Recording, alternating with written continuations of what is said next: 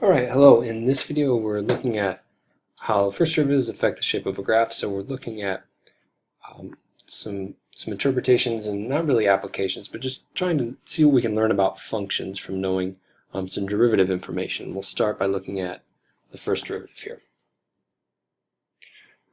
So, like I said, we now look at what f prime tells us about f.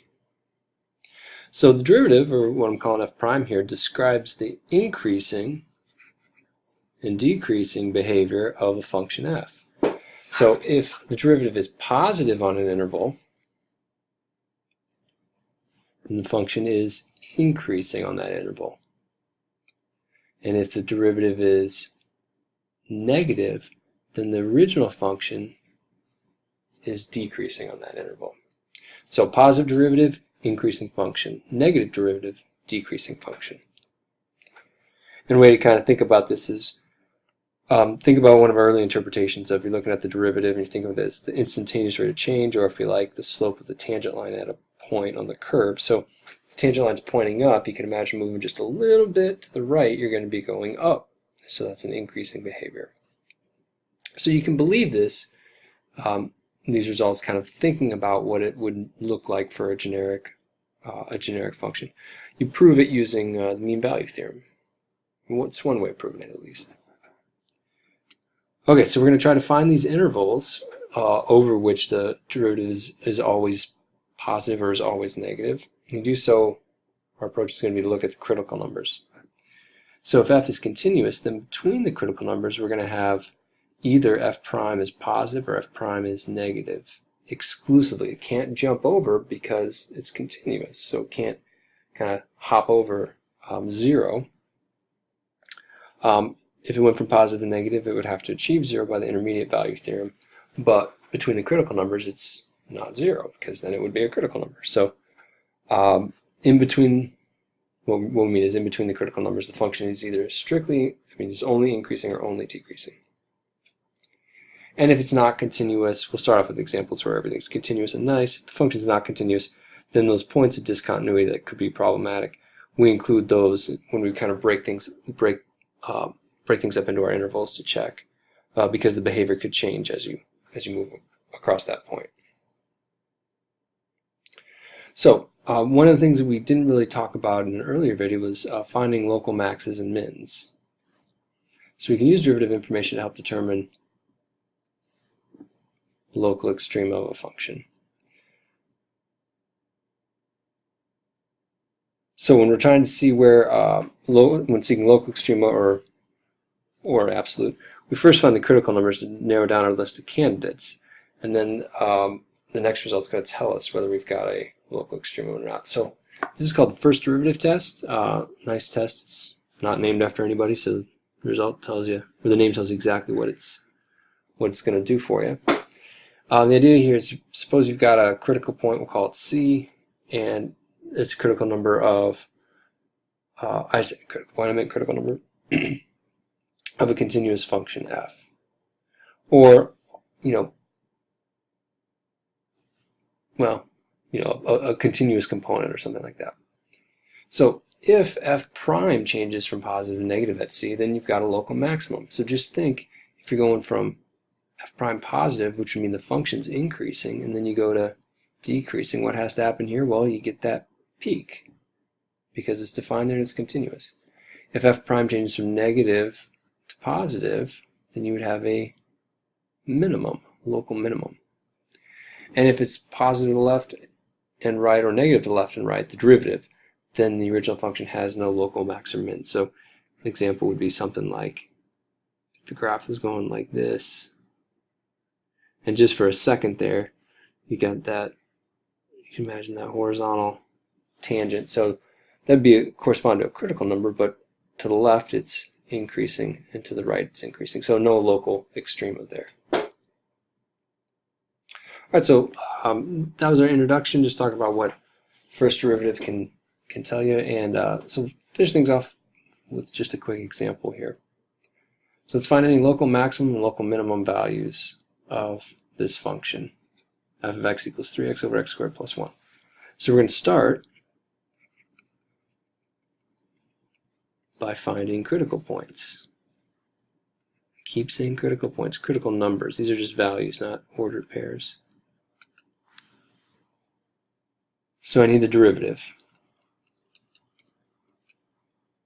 I'm going to use the quotient rule, so the numerator times the denominator minus the numerator times the derivative of the denominator all over the denominator squared.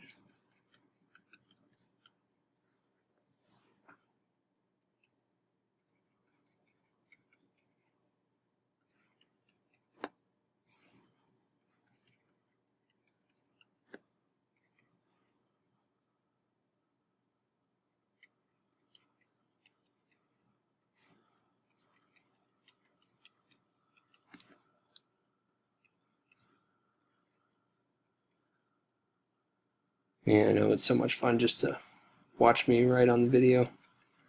But I'm going through here, I've done the process, and now I'm just trying to clean it up. Because remember, what I want to do is I want to find zeros. I'm looking for critical numbers. It's defined everywhere.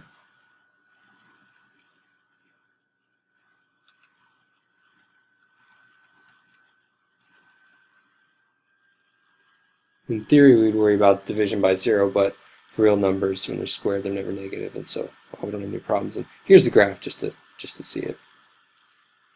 And so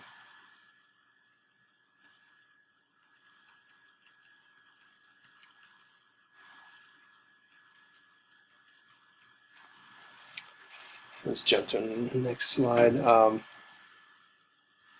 So f prime of x equals negative 3 times x plus 1 times x minus 1 all over x squared plus 1 squared.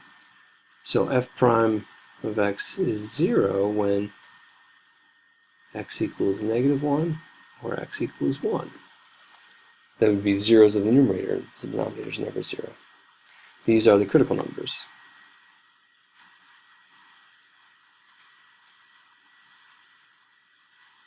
So we're going to use these to break up the real number line into intervals.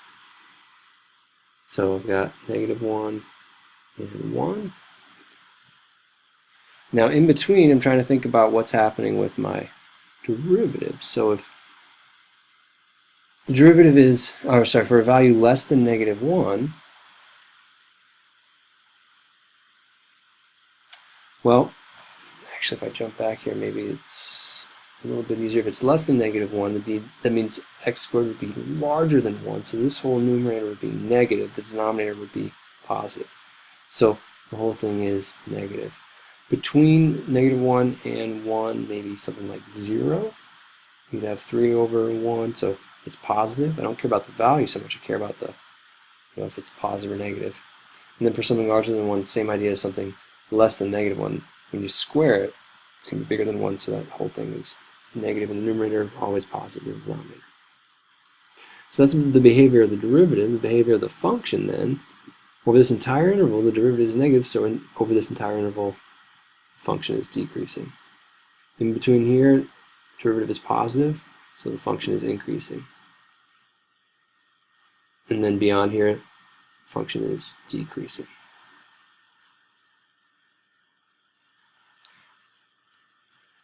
So I have a local max. Let's see what we have first. We have a minimum decreasing to increasing. Let's do that first.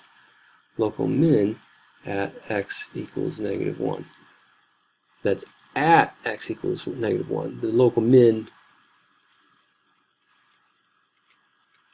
is f of negative 1, which is, looks like negative 3 over 1 squared. Negative 1 squared is 1 over 2. And that's what we've got right here. That's that function value. So that's the smallest it gets locally. And local max is at x equals 1. So it just tells me where it's located at. So 1, negative 1. So it's whatever that height is. The local max is, it's the function value, f of 1, which is 3 over 1 plus 1, so 3 halves. All right. So remember, we want to look for critical numbers. That helps us, we break it up into continuous, keeping in mind, continuity questions as well, but it breaks it up into the intervals where the derivative is either entirely positive or entirely negative. From that, we can make conclusions about local maxes and local mins. Right, so that's it for this video. We'll have another video coming up where we'll look at some interpretations of the second derivative.